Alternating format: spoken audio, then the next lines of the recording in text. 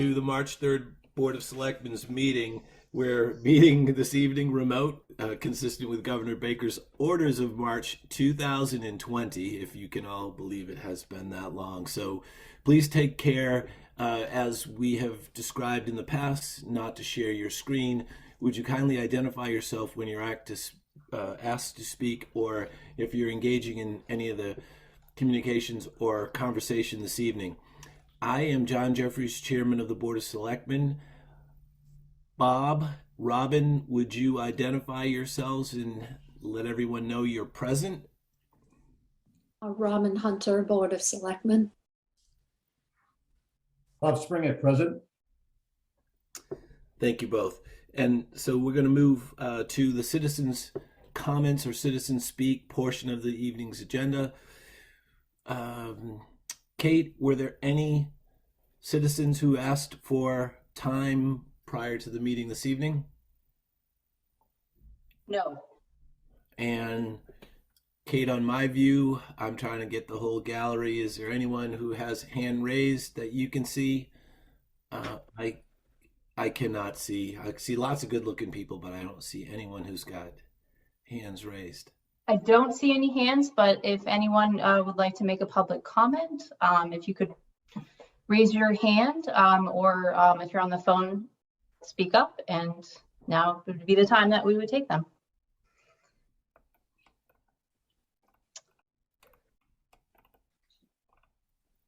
Don't see any. Don't see anyone or hear anyone. Or hear anyone. Well, thank you. We're going to move to the first order of business this evening, which is the approval and execution of the 2022 annual town meeting warrant. Chris is going to give us a brief summary, and we're going to move to an acceptance vote. Chris? Thank you, John. So before the board is the final proposed warrant in full form for the annual town meeting in May. The warrant contains all of the expected articles that have been previewed, reviewed, and discussed over the past few months. The one edit that I would call to change, I should say, that I'd call to the board's attention is that we were carrying for a couple of months what was article number 13. It was titled the creation and appropriation of a special purpose stabilization fund. That was in there as a placeholder, dependent on the outcome of the work of the town's capital and general reserve task forces. Their work has indicated that that article is no longer needed, so I've removed it from the warrant. The other thing that I've just called to your attention as it relates to the warrant text is that I know the board has talked about in prior meetings Hill and the timing of Hill. And at your last meeting, there seemed to be a kind of general consensus that that would be more appropriate and more likely, I should say, to come at a special town meeting, likely sometime in the fall. With that said, I'm still carrying an article as a placeholder in the warrant for Hill. But should the board decide this evening to scrap that, we can do that. Otherwise, it can be kept in as a placeholder and it can be removed leading up to or the day of town meeting. So those are the two major changes that you'll see within the warrant. Everything else is as expected and as discussed. In terms of next steps after a vote from the board, this will go to the printer. They'll turn it around this week and get it out and mailed out to all residents. We'll also post a copy on the town website, and we'll also start to put the various presentations and accompanying article language, the detailed article language, also on the website, so that everybody has a sense to get a better understanding of what each article is and what it's about as they read through the warrant when they receive it. Will we do what's similar to what we've done in prior years, is just have that link on the website to the town meeting, and then everything town meeting is put there? Yep, Yeah, that's worked right, really Robin. well. Yep.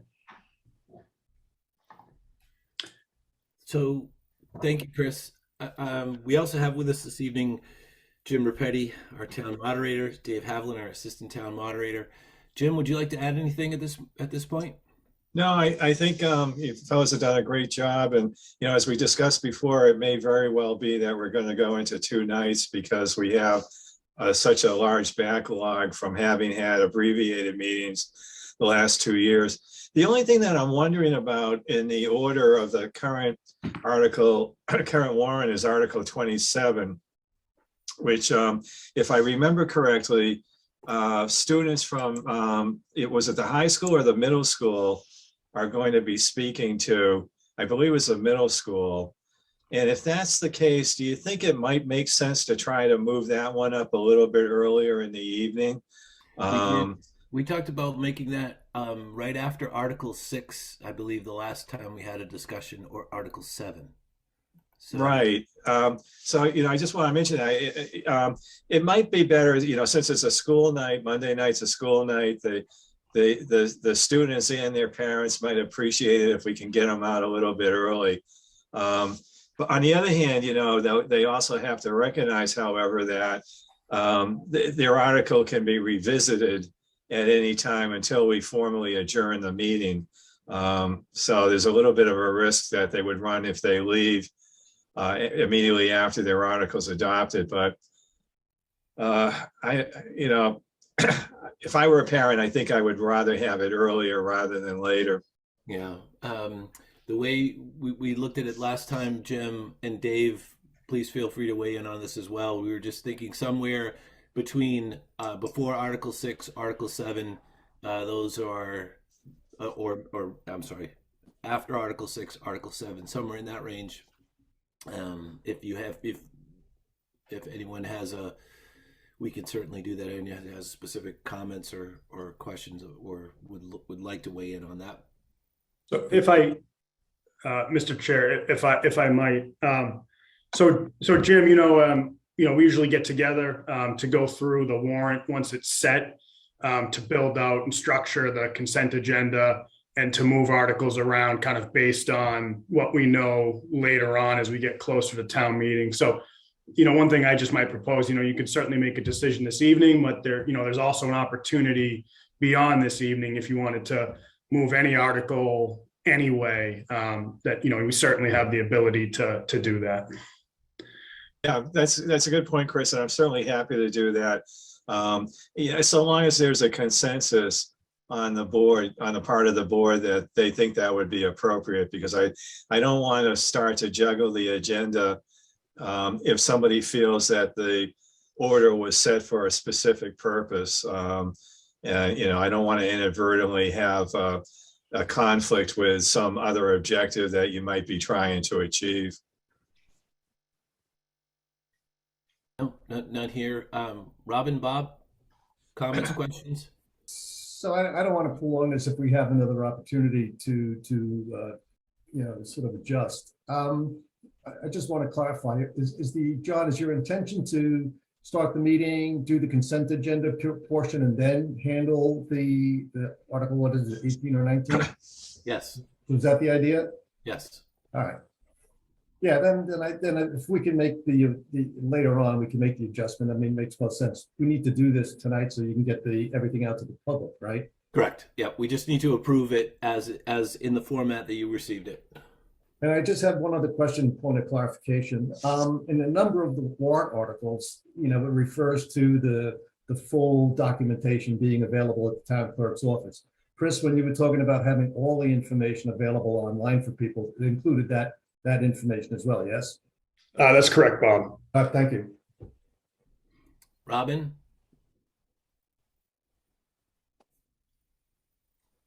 So the question I have is whether we want to vote to remove the Hale warrant article, because I agree with Chris.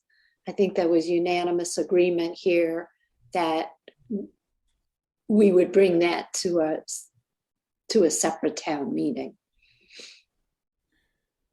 Sure. My understanding, Robin, is that we can leave it as a placeholder and make that we can make that motion at any point in time between now and the. I know we can, but I just got the impression that we had made a decision already that, it it seems very unlikely that the task force will be in a position to present anything to town meeting. And considering the fact that we have 31 warrant articles, I Yeah, just think it might make sense to maybe remove it now if we don't have an intention of bringing it to town meeting. yeah, I'm fine with that. Bob? Yeah, I don't know. As long as it doesn't mess up Chris getting the stuff to the printer and getting the things taken care of properly. I mean, to me, it's one six of one, half dozen of another. If you can dismiss the article on at the meeting or beforehand, I'm happy to do that. If this doesn't impact the ability to get our information out to the public, I'm comfortable with that. But if it does, then I think we should just go with what Chris recommended and move on. Yeah, I'm in agreement with that, Bob. If we had to renumber the articles by removing the article now, would that have to go to a reprint, or would we have to do that, Chris?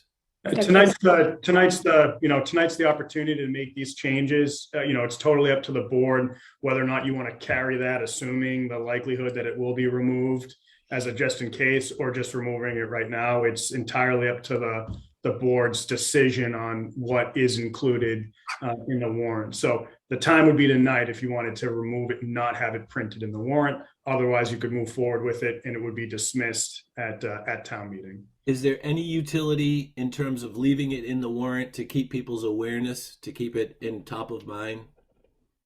I suppose there could be.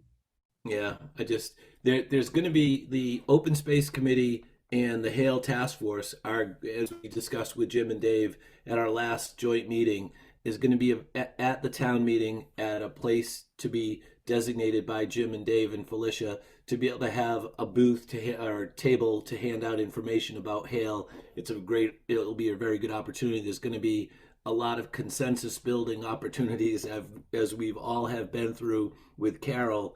That's the town meeting is going to be one of them. So it may serve a utility for that purpose to keep it in this current version as a placeholder. Would anybody like to comment on that? I think that's a good point. It's ancillary, but it's really a good point. For people who haven't heard about it, it might be an opportunity. Like I said, I could go either way. If you guys want to do, I think the point you make about it being an extra bit of advertisement about Hale, I'm perfectly comfortable doing that. Robin, you okay with that? Yep. Okay. Then, and if Jim and Dave don't have any concerns with that, then I would like to make the motion to accept the 2022 annual meeting warrant as proposed and ask for a second. I'll second that. All in favor? Aye, John Jeffries. I, Robin Hunter. Hi, Bob Springett.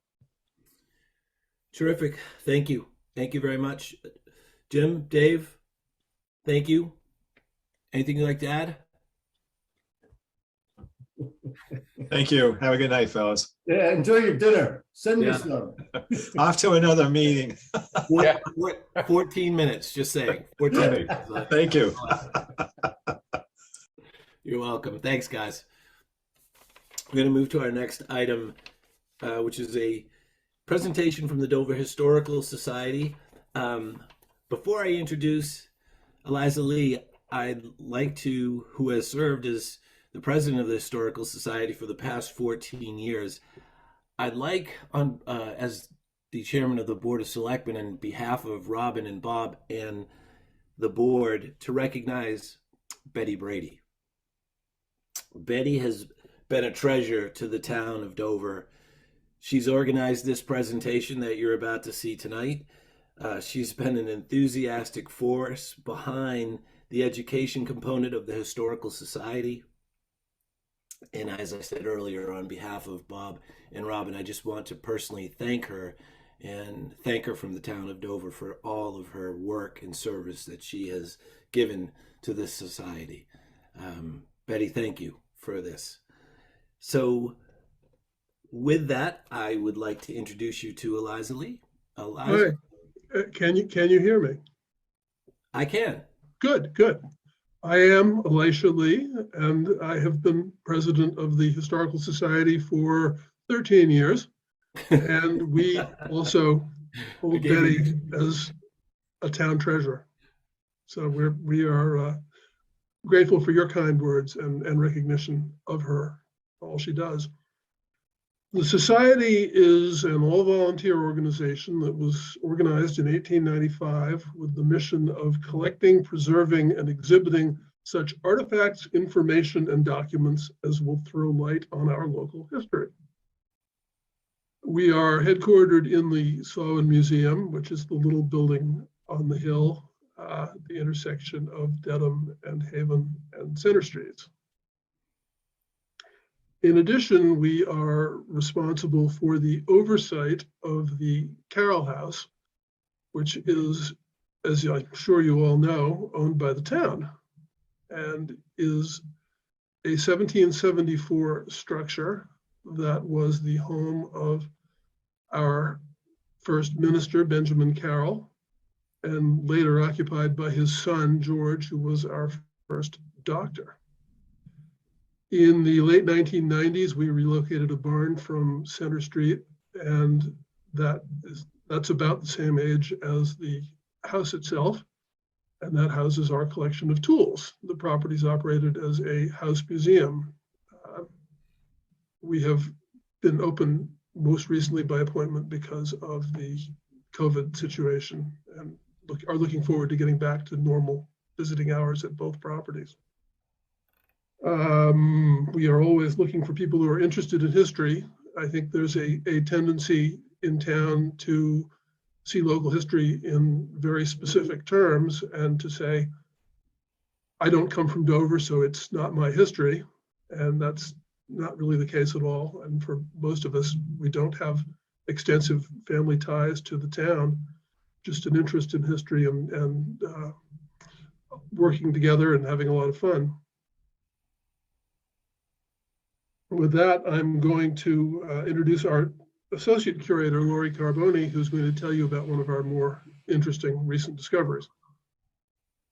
Thank you, Elisha. Can you hear me? Yes. Okay, great. Well, good evening. Thank you for having us. I'm Lori Carboni, and I'm up here now at the Samhain Museum. We are excited to show you a very special town treasure, one that we recently just rediscovered, and it's truly a part of Dover's past, present, and future. And it's a part of all of us, and it's something everybody should know about, and we're looking forward to getting the word out. And it comes with a story. So the story starts, we have a 12-year-old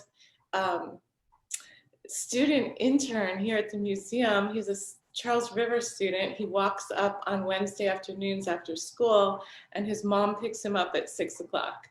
And we have a great time in the museum. He's an avid history buff, and he is especially interested in the Civil War.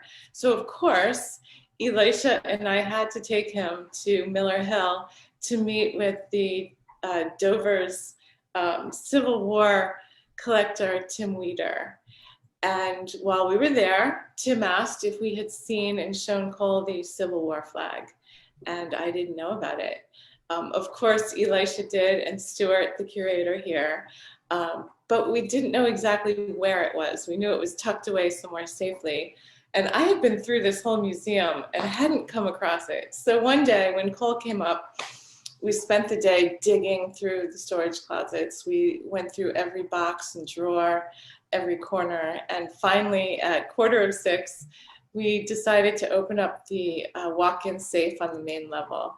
And there it was, carefully boxed and archived and labeled on the top shelf in a dark corner of the safe.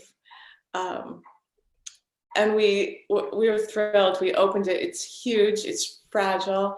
Women in Dover had handed the American flag for the Civil War. They would unfurl it on Farm Street when there was news to tell of the war, a battle that was won, etc.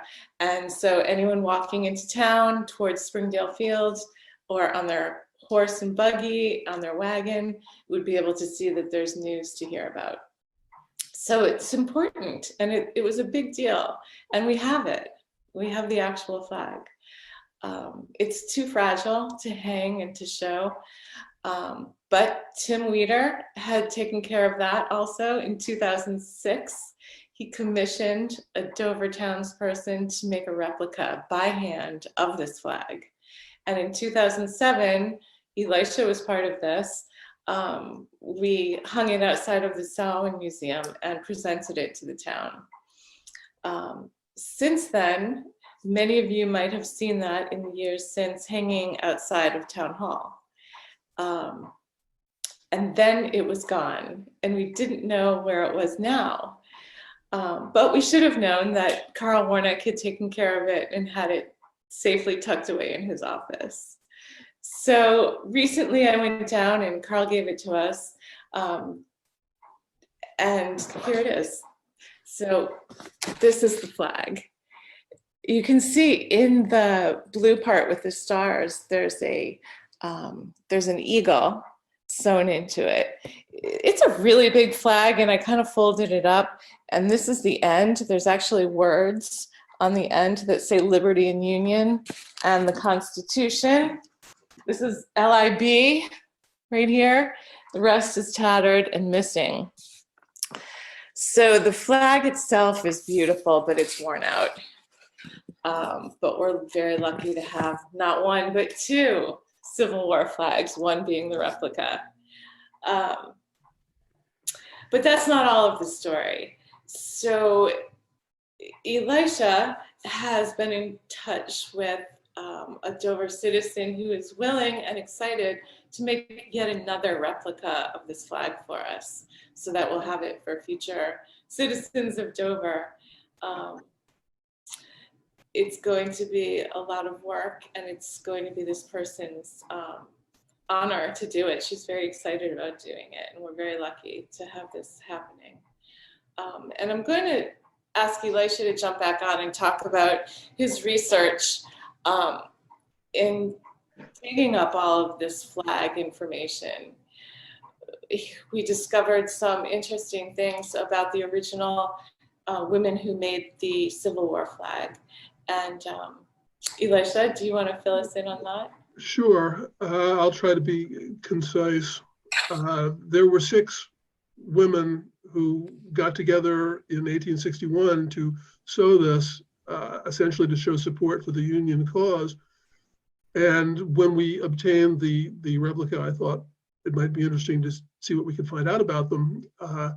And focusing on the most interesting part of that story, one of them, a woman by the name of Sarah Plummer, and she later married a man by the name of Lemon,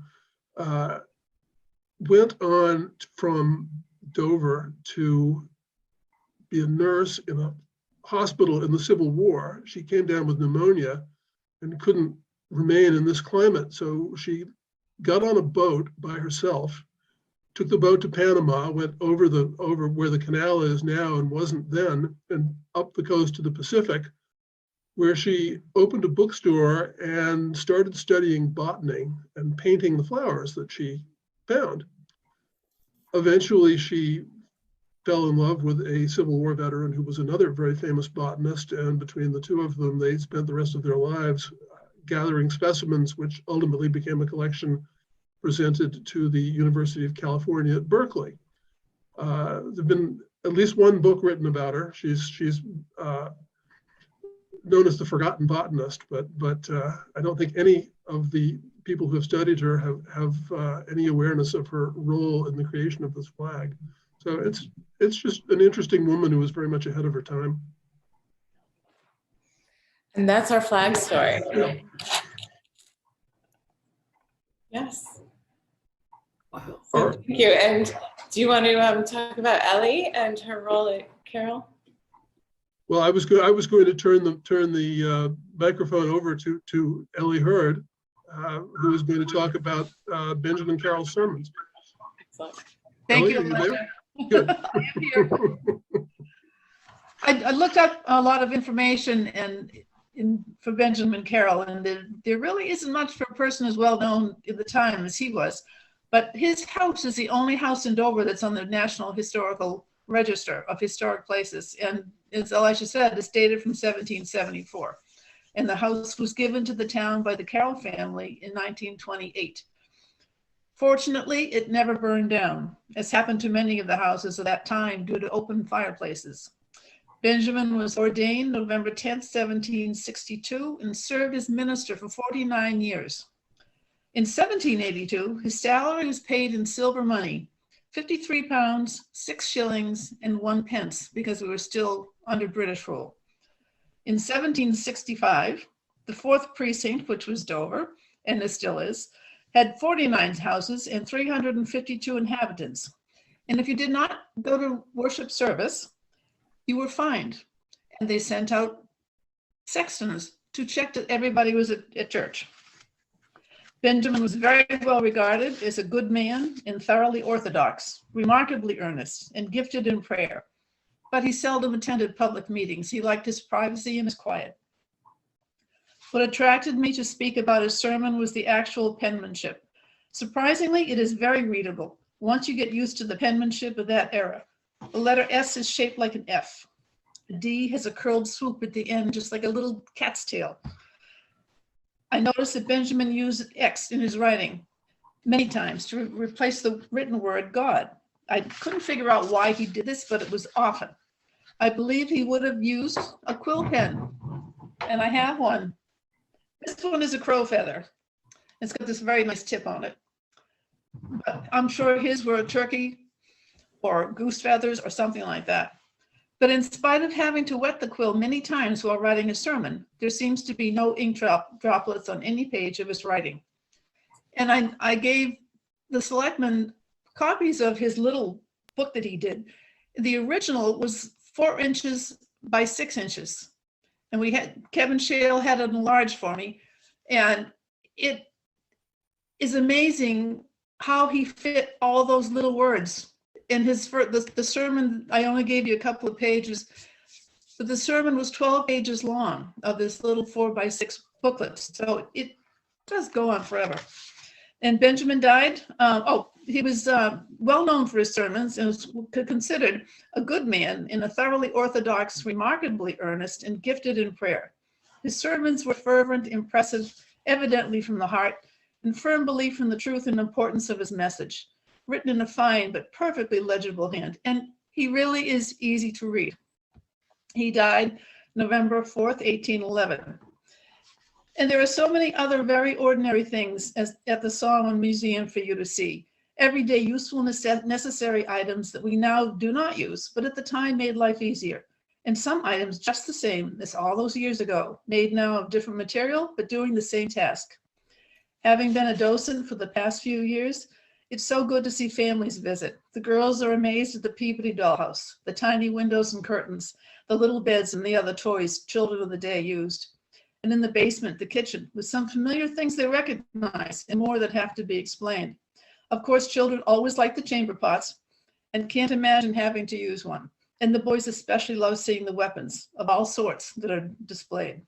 The diorama of Old Dover Center, located at Springdale and Main Street, fascinates everyone, lighting up streets and businesses that no longer exist, and many homes that are still being used today. So many families, when visiting on vacation, make sure to bring their children to Solomon so they can see the heritage where their parents grew up. Some Saturdays, the parents have more fun than the children do. They love the signs taken from businesses that no longer exist, but they're still in their memories. Solomon is a treasure for Dover. Come and visit.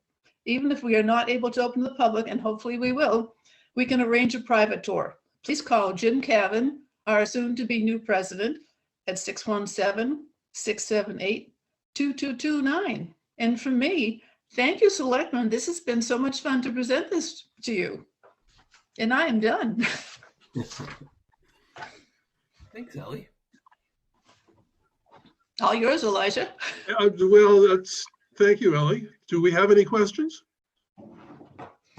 I would just like to say thank you very much. This was so inspiring. I can't stop smiling, and I'm going to have to make my way someday to the Solon Museum. I've driven by it for 22 years and haven't been in, so Please come by. I plan to. Maybe I'll come by when your intern is there. Now I know on I Wednesdays. know, Wednesday Yes. afternoon. That's a fun time. You should. I Yeah. plan to. Good. It's just it's so inspiring that we're such a small town and so much of our history is in the small little building that we've managed to preserve. So I really appreciate everything all of you do. Well, thank you. Elijah, thanks, Robin. Elijah, do you have a formal arrangement or an agreement with Tim Weeder in terms of utilizing his? I've been to his museum several times. His son Nate and my son Nick are the same age, and they were in school in Dover from kindergarten all the way through high school. So I've been to the Weeder's house many, many times. It's fascinating. Oh, it is. It's wonderful. We have no formal arrangement. Tim is just a generous guy who likes to share his knowledge and his collection. It really is.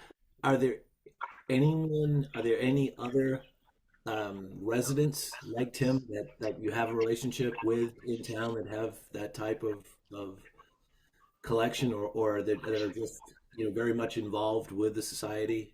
Well, there's lots of people who are involved with the society. I don't think in terms of a collection on that scope. No. Yeah. Nobody in quite that category. That's hard to do. It is really, really hard to do. But as Robin said, it is so inspiring. Bob and I, when we did the tour with you last summer, it was, we both remarked that when we did it with our kids, when our kids were going through the elementary school, have the tours, the parents were as fascinated as the kids, and it was just the opportunity you would go through and you had to be there and you had to be in and out as the kids went in and out. So it's really amazing to me how well kept everything is. So I just want to say congratulations on that part of it. So well, thank you. And if you know people who are interested, it's a really fun group right now, and we all work together and would love to have more engaged people who love history. Yeah, terrific.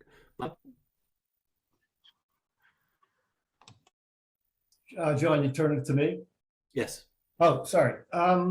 So yes, just John pointed out that John and I went on this tour, I guess it was either late summer, and like John, I hadn't been to the Carroll House since there were kids in Chickering, which was many years ago. My main concern at that time was chasing after the kids and making sure they sort of behaved, so I didn't really get a lot of the history. This last time was just the two of us with people from the society, and the stories, the history, the legacy. I mean, it is absolutely fascinating. I don't know how the afternoon went very, very quickly, and we started at the Carroll House and lots of stories and just very, very well informed people presenting information. It was fantastic. Then we went to Solon, and I was blown away. I had never been there, and so I had to rappel up to the location from where I parked, and it is just a jewel. I mean, it blew me away. It was just, I think it was Ellie who said it was just such fun to sort of walk through and get a really, really deep understanding, of the history of Dover. It was terrific, and I would be a big advocate and make sure that kids who come and families who come walk away with that same sense of Dover's been around for a while, and there's a lot of rich history that people need to understand as we work very hard to preserve and protect our legacy. And having that as a foundational sort of experience is just terrific. So I want to thank you all very much for all the work and just for the information and knowledge that are stuck between your ears. Thank you. Thank you. And we're very fortunate to have some really, really good curators at both properties, and they've made it all that it is. So my thanks to them as well. Well, Elijah, thank you. Lori, thank you for the background. Ellie, really, really, really well done. And again to Betty, and I know she's looking in and with us this evening and waving. Betty, thank you so much for all you do, and to all the members of the society. It really is a labor of love, and it reflects so well upon our town. And as Robin said, it's such a small community, and we really do appreciate it. We know that you put a lot of hours, a lot of time, and it is simply a labor of love, and we really appreciate it. So thank you for joining us this evening, and we look forward to seeing you again, and the continued preservation of our history.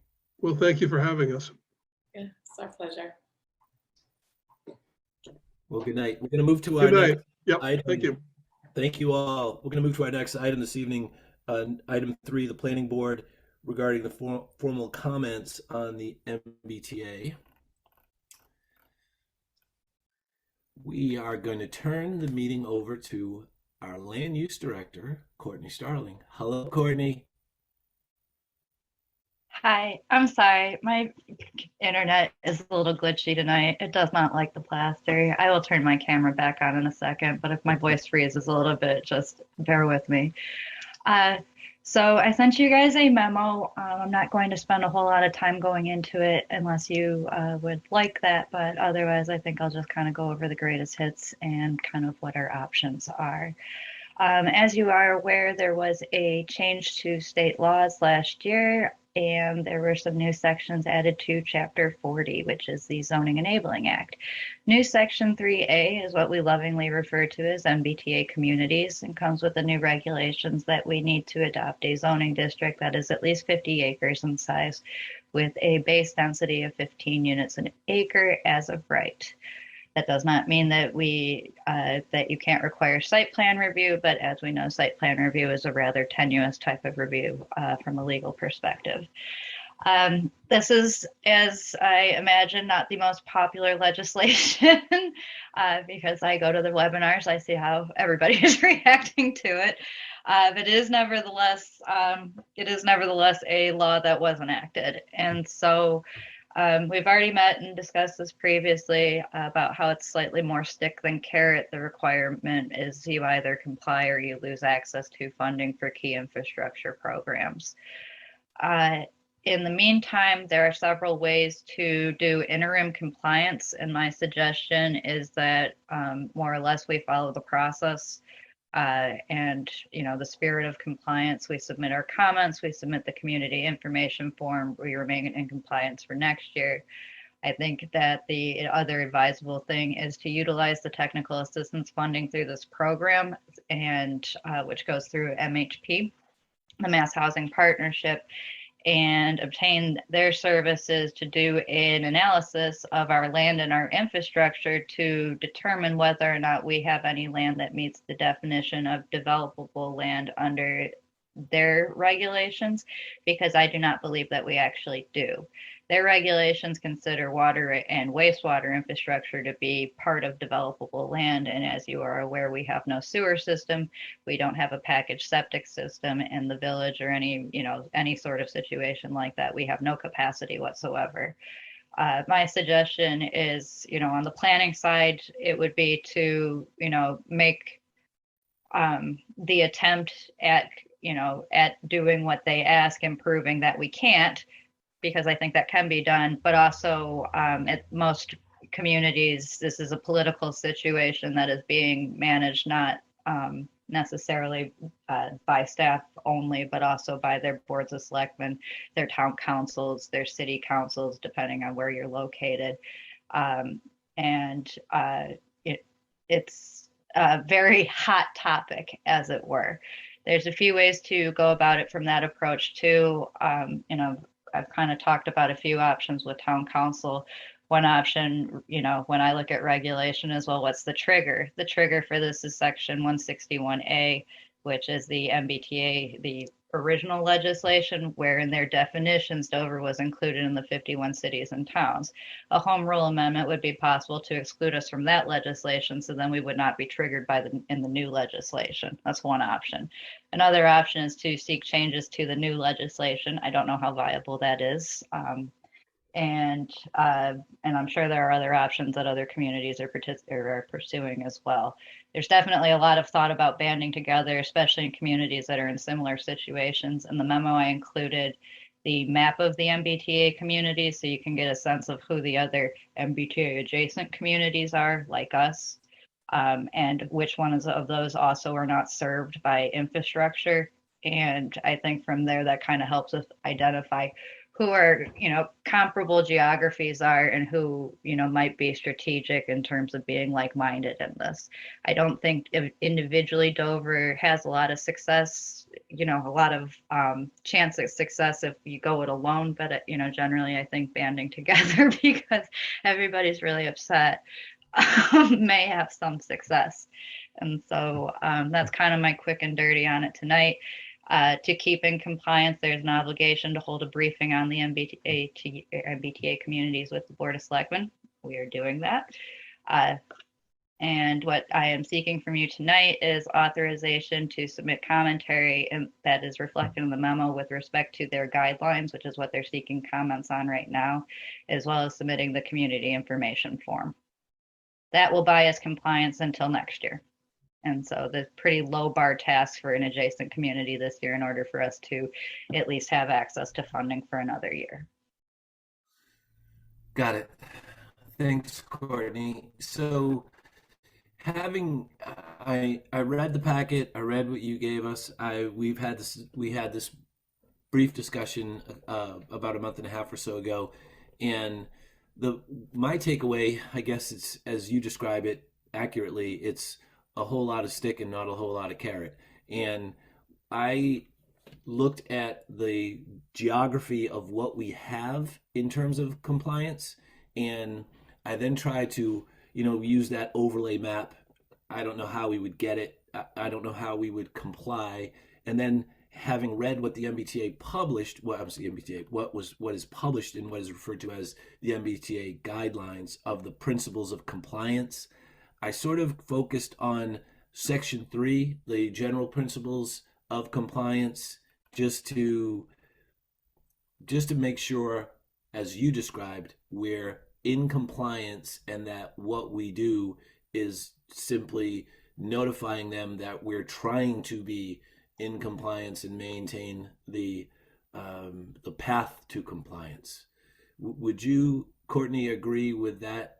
Over that statement, that general statement?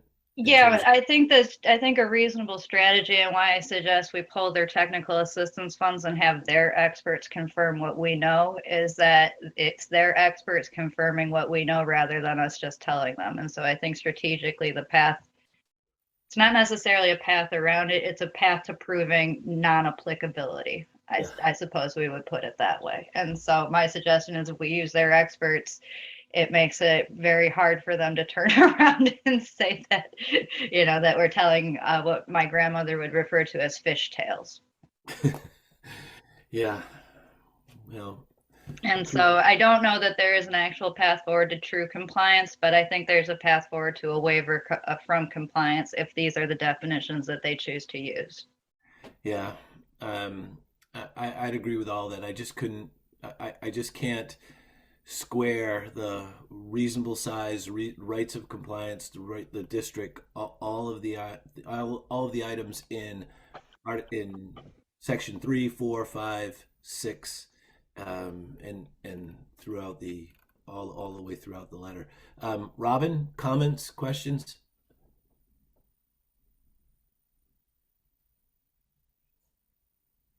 Sorry, I'm on mute.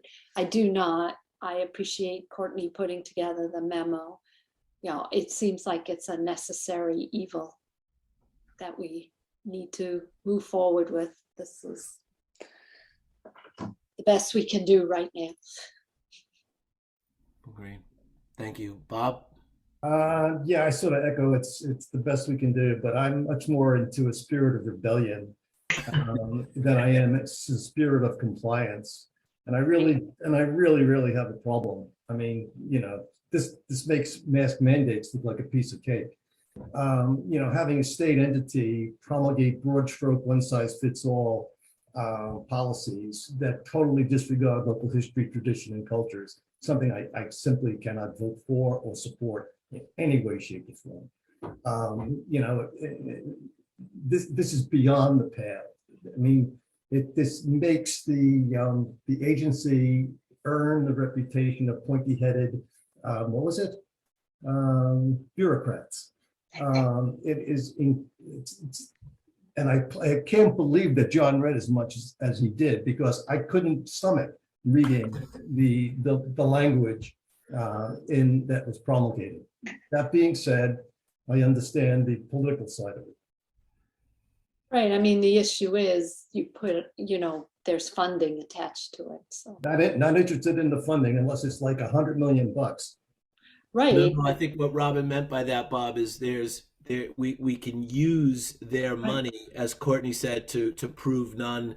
It's not that we're not compliant. It's we just don't fit any of the categories. Right. I agree. That's the one size fits all problem. I'm suggesting the straight A student rebellion, that you prove them, that you just prove them wrong, that you can't do it. While also, like I said, I did suggest that there's a political component to that, and it's not for me to tell you guys how to do that and how to rebel, because I'm just staff here, but you would not be the only ones. And so you can take a two-pronged approach here. But the nerd rebel, I called it in the planning board, I kept referring to it as let's hire a nerd and nerd it. But this is the ramparts. I feel like I need to mount the ramparts. Where are they? We don't have cannons on our common, but we're close. Yeah. We used to have the thing you put your arms in. Stockade. Oh, the stockade. That's groovy. Yeah, we can bring the stockade back. That's for when you're warning people out of town. There. When I was misbehaving. So, Courtney, your recommendation is we move to direct you to submit the community information form, the public comments, the Department of Housing, the community development, so on and so forth, in terms of the motion, and we're all in agreement that we are not at all in favor of this and the language, but we want to be compliant right.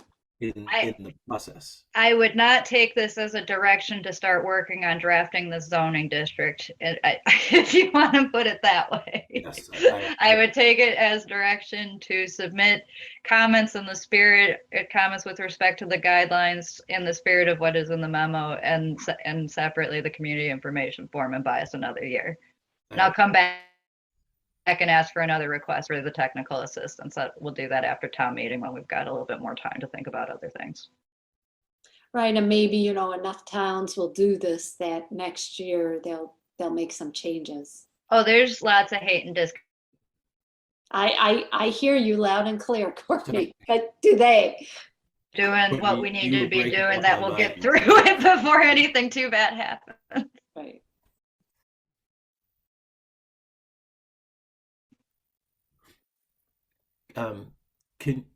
Courtney, can you hear me okay? Bob, do you hear me all right? Because Courtney was just breaking up. I just blipped. Let me turn my camera off. Sorry. It's not you, it's me. No.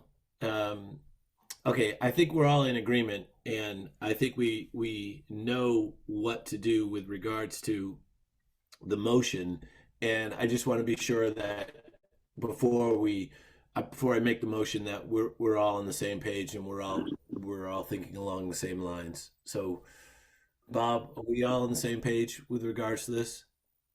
I understand the necessary. I think I will abstain from the vote, however, for the reasons stated. If I may, the motion is just for Courtney to submit comments that essentially say to the effect that the state's blanket approach to this is not the right approach, and also that Dover, as it stands today with other communities, are incapable of even meeting this requirement. So all it does is essentially provides our kind of first communication to the state during the public comment period that they've opened up, that there's a big problem here. So I would strongly encourage the board to consider voting to that effect so that we can get the community's comments on file and on record with the state. There's nothing more that comes out of this motion than just providing those comments to the state at this point. So Chris, can we send it via Flaming Arrow? No, unfortunately, it's an online submission form because I think they expected Ding Dong Ditch. Naturally, yeah. But it's the start of the rebellion, Bob. Courtney, you can figure out with Dave how to send it electronically so it appears as a flaming arrow, right? We just add a little graphics to that. Yeah, you know, I might be text limited, but I'm sure I could do like a very old school, like dot, dot, dot, you know, dot, dot, dot, until it eventually looks like a flame. Exactly. Arrowed. All right, so Bob, you can be a conscientious objector and not vote, but I think that Robin and I should vote, and that we should do it the way that Chris and Courtney suggested, while we're all in agreement that we're not in favor of this, that it is procedurally the right thing to do.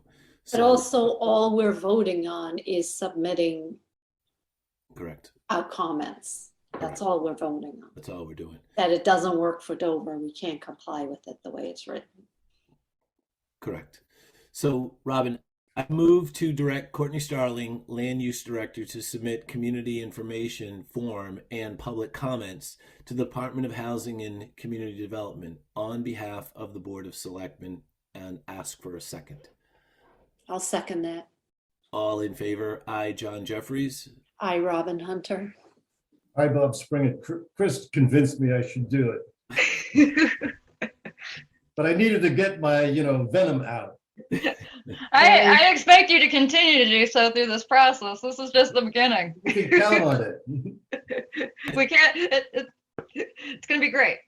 Before we move on, if I may, Mr. Chair, another thing that the board could consider if you wanted to, you could either, draft a letter to our state delegation to also emphasize, the problems related to this. That's another kind of effort that's being undertaken by groups of, the communities that are underneath this, that are considered MBTA communities. You could also direct me to draft something for the board for your review for approval that could be sent as well. But, I think the more people and the more communities that can express that, it's bad policy implementation, and we're hearing it resoundingly. So, just another option for the board to consider if you'd like to kind of head down that path as well. It's a really good idea, Chris. And I simply would start with item 11, the effect of non-compliance, and saying that this is just, it's no way to legislate this type of, it is just so backwards in terms of what it's intended to do. So I definitely would be in agreement with that. So, Courtney, I think this is 4 days in a row that you and I have been in meetings together. Getting close to it. This is like starting to see you guys more than my own husband. come home from work, turn on the computer, and talk to Courtney. I turned off my camera because I was actually eating my dinner. That was the saddest part. Go back to your turn computer off. Thank you. I think we're Chris. I think we've got what Courtney needs, and I think that we're good as far as the board. Well, I was requested to stay for the next item, but if Chris is going to give me walking papers, I would happily sign up. Don't go yet, Courtney. I gotta scroll down. And so we will pursue the suggestions that Chris made, as well as sending letters from the board. And I think that's an excellent legislative suggestion. group, right? Okay. Yes, I think that's excellent. Robin? Especially if we don't have to draft them. I love it even more. I might call on Bob to share some of his thoughts. Sounds like he could write a nice. Maybe Bob should write it for you. He sounds very passionate about this. I feel that there's a Renaissance painting that kind of accurately describes what he has in mind. Yeah. I just keep thinking of my favorite emoji on Teams. It's that brick wall with the person just being in there. Yeah, that should be that, Robin. That's just what we'll send back. Just that. Nothing more needs to be said. Exactly right. Why add any words when an emoji? Right. Just keep banging your head. So, Robin, with that, we're going to move to item 4, and we're going to introduce Robin Hunter. Ms. Hunter will discuss the recommendations of engaging CDM Smith as the firm to assist the town with the long-range water sustainability study. Courtney and I had this conversation with members of the Open Space Committee just last night. So, without any further, but you didn't know what our recommendation was. No, we did not know, and we're anxiously awaiting. And no one told them. Right. Only that this vote was tonight. Okay, so you're muted, Bob. No, I'm just saying the info was in the packet. I know that, but who reads the packet? That's why I said. I do. I'm only kidding. So, as you all know, the Water Resource Committee sent out RFPs, and we got back 2 really good proposals.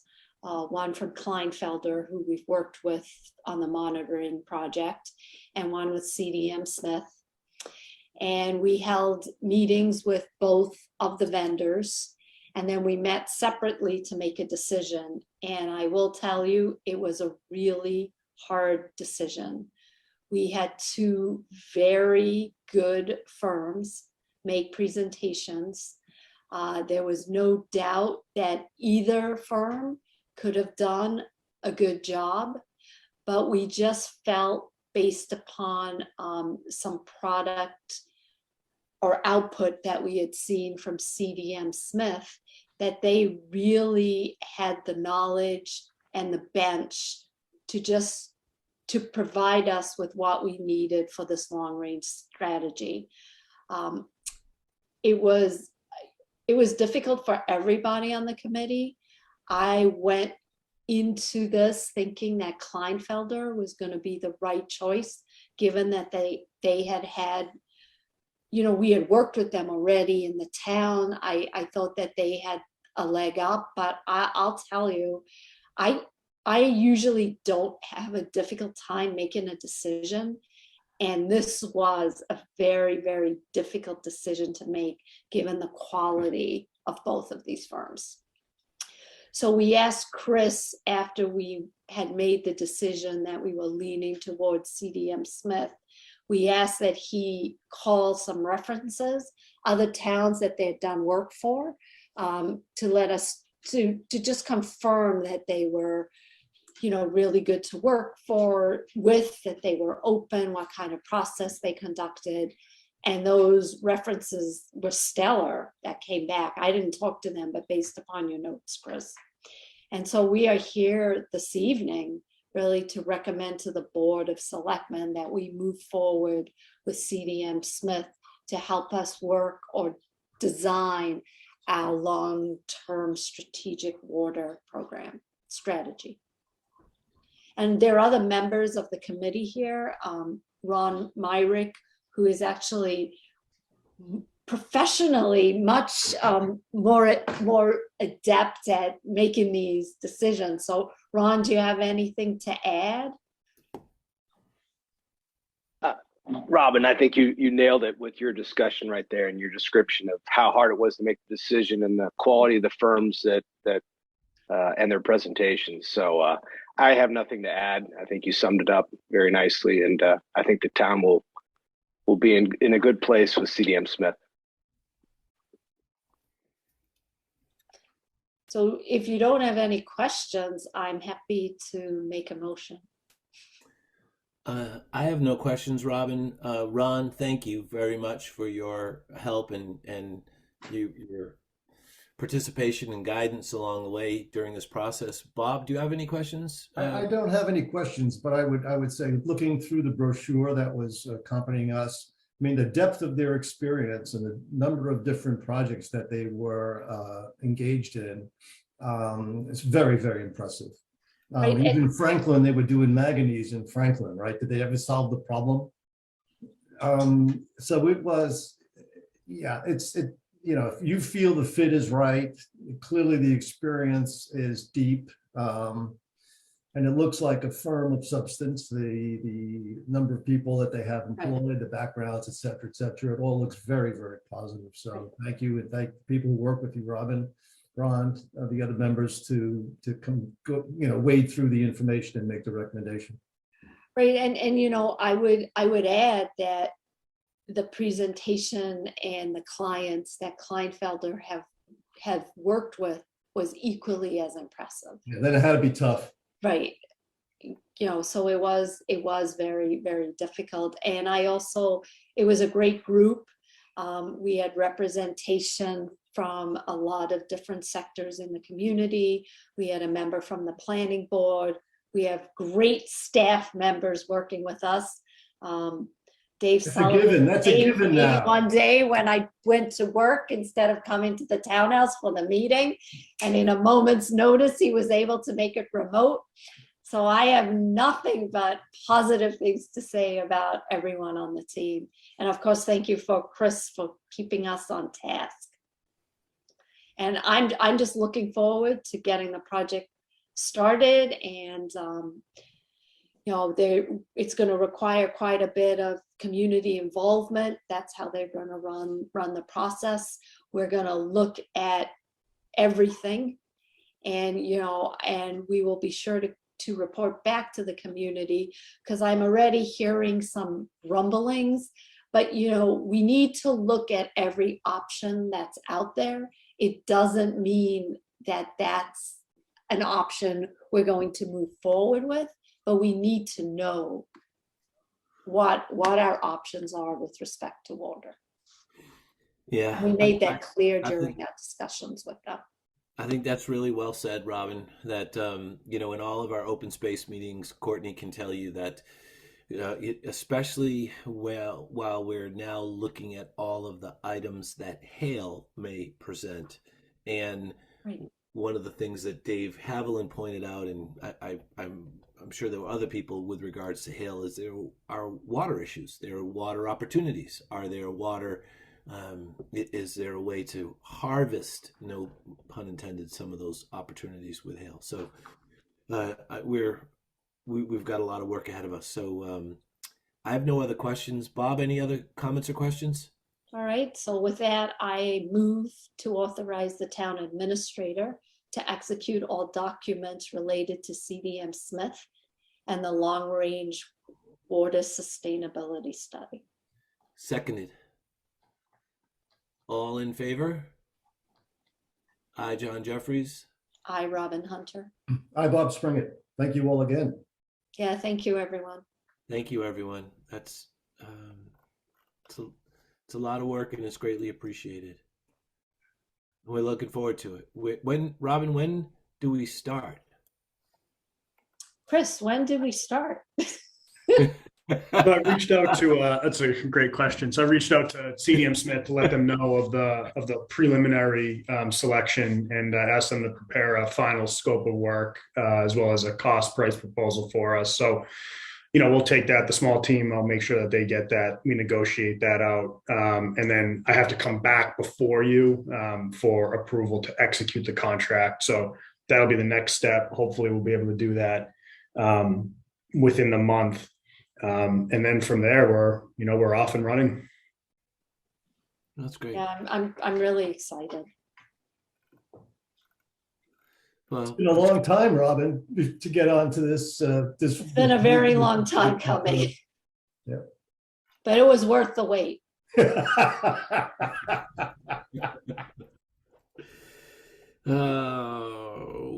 Well, now can Courtney go home? No, we like her here. Keep her here. We'll just keep her. I'm already home, John. She's already had dinner. Look around. I'm already here. There's my beehive oven on the second floor. What a rare thing. You know what I meant.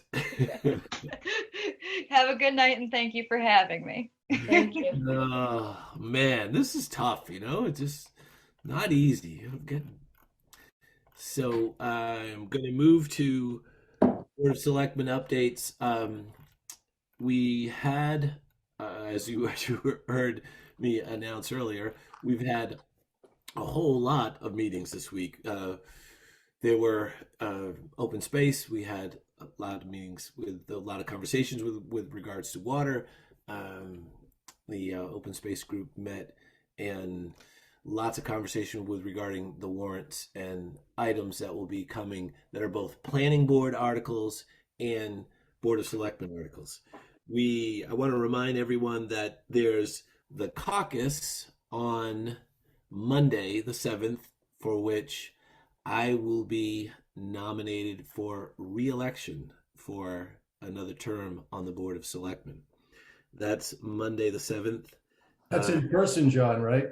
I'm sorry? That's in the town hall. Yes, thank you, Bob. It is in the Great Hall in person, and that is going to start at 7:30. On the 14th is the open hearing, also in the Great Hall, and on March 28th, there's going to be a postponed meeting from February for the Carroll Community Center.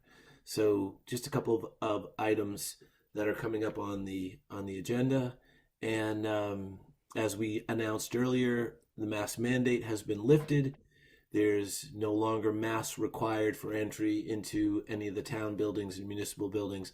Also, just in my update to the board and to Chris, I just wanted to say really what an excellent job the town has done with regards to roads and excuse me, the conditions of the roads. And just wanted a shout out to Bobby and his crew and all of the people at the highway. We take it for granted. We get up in the morning and the roads are perfectly fine from the night before.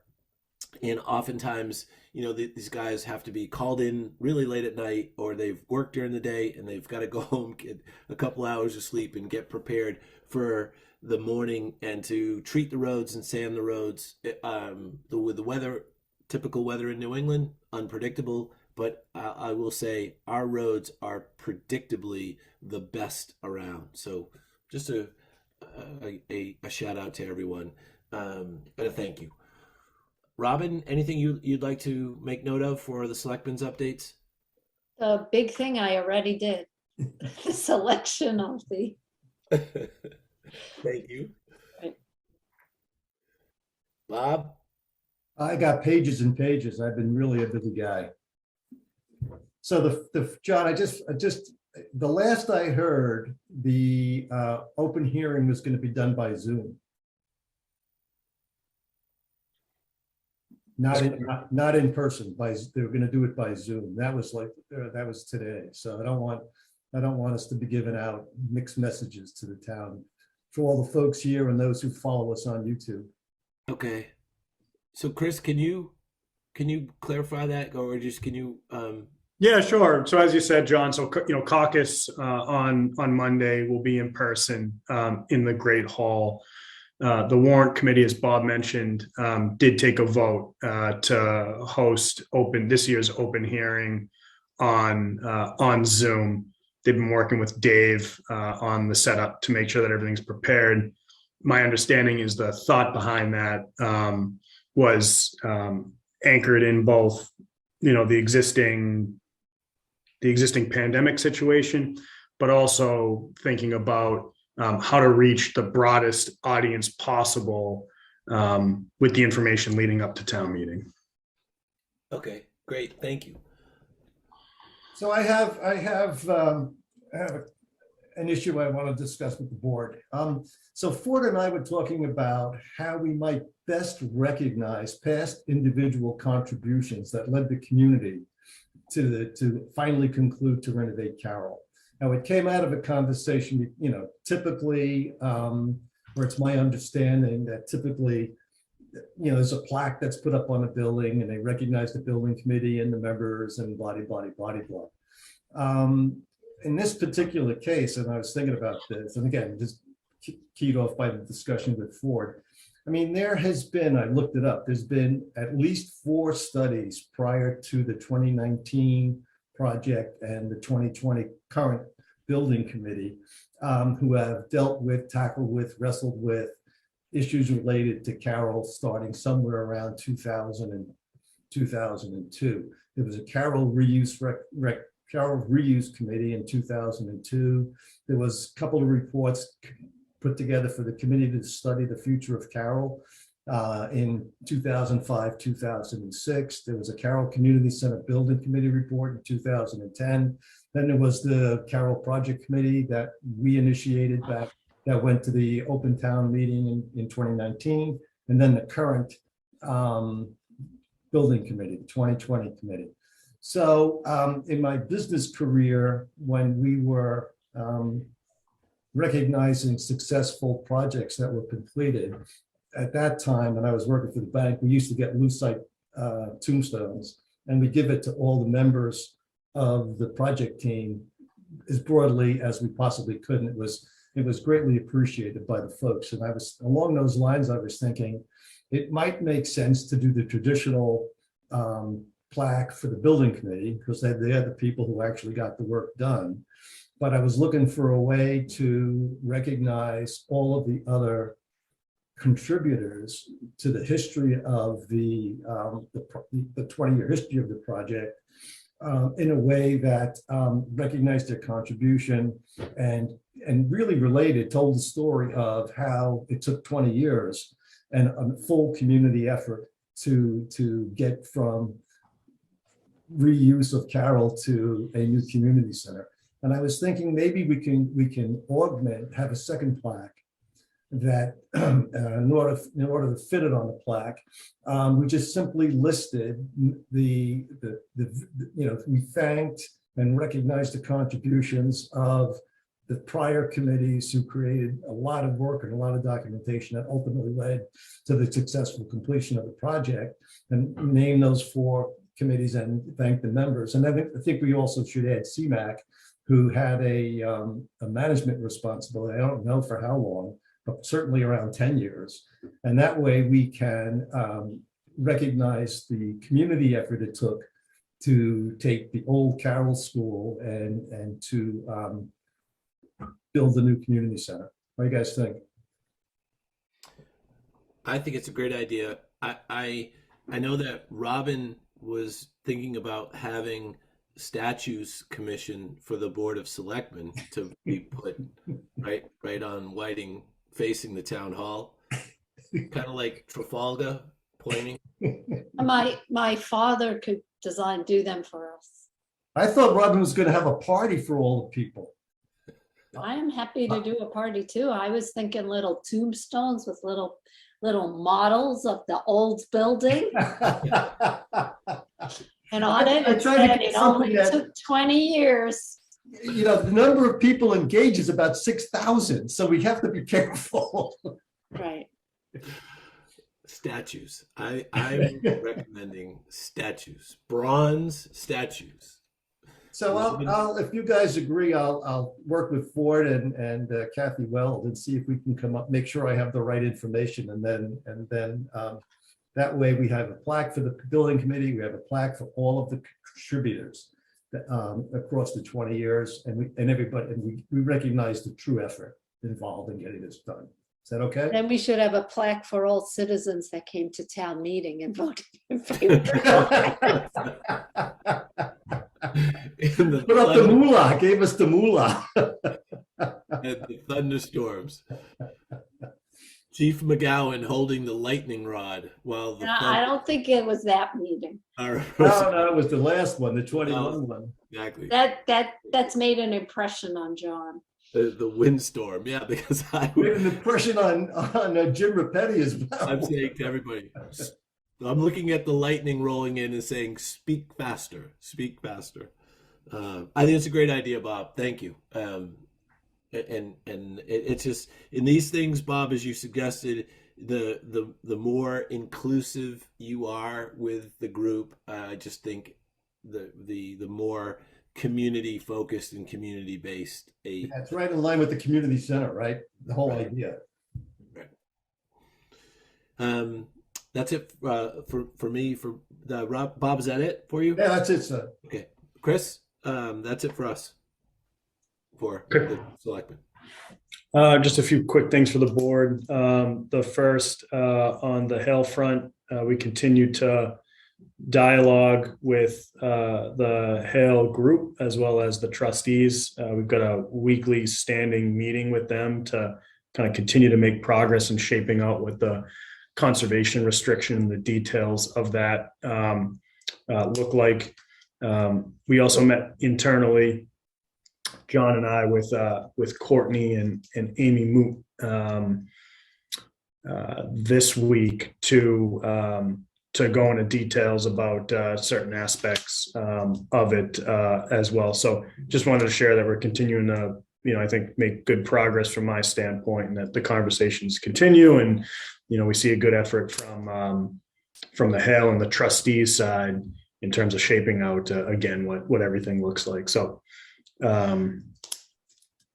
that is Hale. Next, just want to let you know that we officially have new neighbors now downstairs of the townhouse with the COA move. That worked out well this week. So thanks to Carl and his team on that. And Janet's still here with us. It's great to have the crew downstairs. I was saying to her and the team that they've livened up the building this week. I was gonna say. With their presence, but in a good way. It's great having them, and the space looks really good.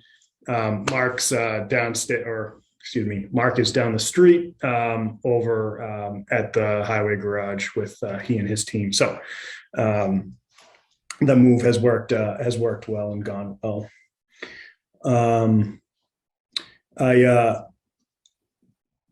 I met with the warrant committee this morning to give them a high-level overview of the reserve policy recommendations that the two task forces have put forward. That's the capital group and the general reserve free cash group that I call it. So that was well received. I did ask them at that meeting to talk about and consider making a recommendation. I think it's important for the warrant committee to kind of have a dialogue and support this policy, as it's also important for the capital budget committee to do the same, as well as the full board of selectmen. The board knows that there was a liaison. Bob was with free cash and the general reserve group, and Robin was with the capital group. And so I just want to let the board know from a procedural standpoint where I envision where we're at. So I'm currently drafting out a presentation that reflects and presents everything that the task forces have recommended. And that the idea is to present that starting with open hearing in 2 weeks. It'll also be used leading up to town meeting. In the meantime, I do think it's important for the capital budget committee to take an official vote of support. And I've reached out to the chair of the capital budget committee to get me on the agenda so that we can have that discussion. They can take that vote. And I think what I'd like to do after that vote is I'd like to present, or maybe, we can talk tonight, if Bob or Rob, however we want to shape it out, a presentation so that the full board can see what's been recommended. And I also think it's important for the full board to make or at least take a vote as it relates to the recommendation, so that we move forward to town meeting with these policies uniformly. And then lastly, Aquarian customers should have received notification this week that the company intends to do a robust flushing at the end of the month. So I just wanted to share through you to the community that they'll be doing a robust flushing. I had a conversation with John this week, and they're going to make sure that they're communicating to residents and non-residents well in advance of the flushing, so that people are aware of it, as well as any, not repercussions, but some tips and tricks that they typically like to share with customers when they do this flushing. So there'll be more to come on that, but I just wanted to at least flag for everyone that that'll be coming down at the end of the month. Right, for people that are Aquarian customers, I'm sure everybody got their first bill. And there's a lot of good information in the bill. So. Bob, you have your hand up? Yeah, I didn't want to interrupt Chris going through his presentation, but I did want to say that I stopped by the COA renovated new spectacular office space that they have in the townhouse. And I'll tell you what, Janet and Sue look pretty darn comfortable. And Sue made the crack that's everything new, everything old is new again, as Janet Sue returned back to the fireside room. But it really, I mean, I guess it really was, it's a really nice cozy setting. I made sure that Janet said she was pleased. I twisted her arm 3 or 4 times. And I think that the crew, Carl, everybody who was, it seemed to go very smoothly, and it really does. It's really a cozy space. It came out very nicely. So thanks all. Yes, thank you to the team at the town who helped move us and keep us coordinated and come and visit us in our new space. So Mona, do we have to sign those warrants tomorrow? Yes, please. If you would come in, maybe before 11, if you can, Okay. I will send them off. Okay, Thank you. Will do. Good. so we can check out your space, Janet. So Janet, did you kick Dave out completely of the building? Like, does Dave have one of those little camper things next to his car He's now? back in the attic, John. No, he's in the Great Hall. He is the best office of all. It only gets used at night. Yeah. We thank Dave for sharing the space with us, and he's been great this week getting us set up and reconnected as we're moving our computers and phones and all devices. So he's been very available to make sure that we're all connected, but he's down the hall. You may regret that, being down the hall from me, but we appreciate it. Yeah, that's a possibility. Well, Janet, thank you very much. Chris, anything else? No, that's it, John. Thanks. And I don't have any issues. Thank you for the clarification with regards to the upcoming items, the upcoming agenda. Sorry about that.